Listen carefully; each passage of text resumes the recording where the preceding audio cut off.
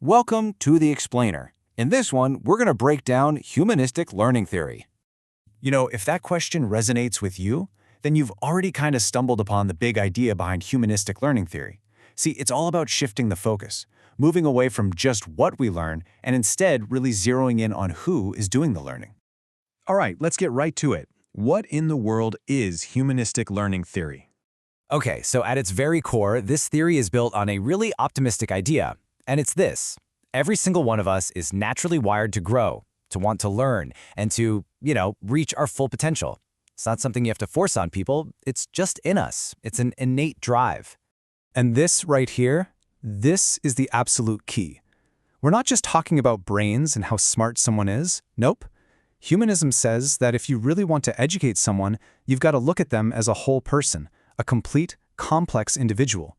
And that means looking at, well, a whole lot more than you'd probably guess. So, what are we talking about when we say the whole person? Well, for starters, there's the psychological part. Our thoughts, our mind. But it's not just what's in our heads, it's also the physical, our bodies, our health. Then you've got the social side of things, how we get along with people, our place in the community, And, of course, the emotional piece. All our feelings, how secure we feel, our self-worth.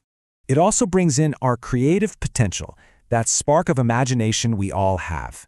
and finally, it even includes the spiritual, that search for meaning and purpose. See?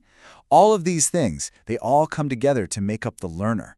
Okay, so that's a great concept, this whole person thing. But how does it actually work as a theory?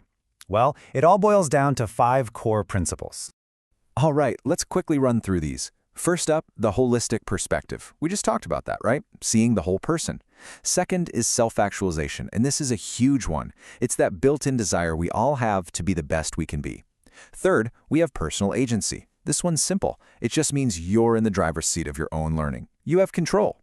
Fourth is experiential learning. The idea here is that we learn way better by doing stuff and connecting it to our own lives, not just reading it in a book. And last but not least, number 5 is positive relationships.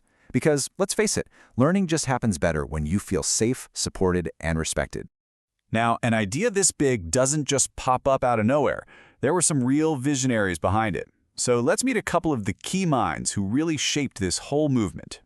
First, we've got Abraham Maslow. And if that name rings a bell, it's probably because of his super famous hierarchy of needs. So Maslow's big idea is actually pretty straightforward, but it's also incredibly powerful. He said our needs are kind of stacked, like a pyramid.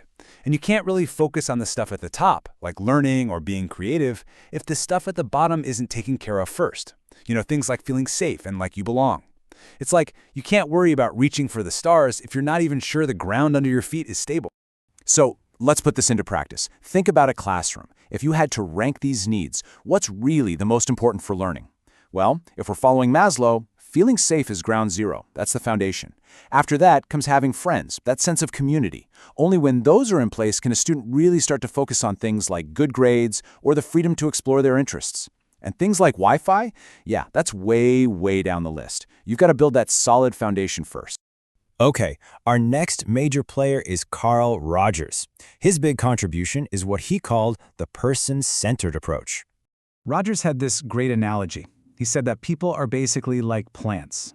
We're all wired to grow, but we can only really flourish if the environment is right. And for him, that perfect soil for growth was made up of 3 essential things. So what are these 3 magic ingredients? First, you need genuineness. That just means people being real with each other, No masks, no facades. Second is acceptance. He called it unconditional positive regard, which is just a fancy way of saying you value someone for exactly who they are, no strings attached. And third, you need empathy, really, truly listening and trying to understand where the other person is coming from. Rogers was convinced that when you get those 3 things right, people feel safe enough to drop their defenses and really, truly grow. Okay, so we've got the big ideas from Maslow and Rogers. But what does all this theory look like when the rubber meets the road, in an actual school? Let's take a peek inside the humanistic classroom. And this is where things get really different from what you probably remember about school. The whole traditional model gets kind of flipped on its head. All of a sudden, the student is at the center of everything. They get to have a say in what they study. And the teacher, they're not so much a director giving orders, they're more of a guide, a facilitator. The whole point isn't just to cram for a test, it's to learn how to learn and to actually enjoy it. That means you see fewer formal grades and tests, and the focus on discipline shifts to helping students develop their own self-control. But, like with any big idea, it's not perfect. No theory is a magic bullet, right?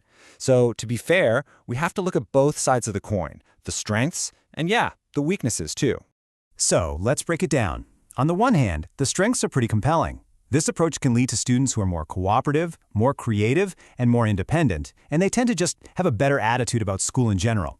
But on the other hand, the critics have some really fair points. I mean, let's be real. Some things just have to be memorized. That's just a fact.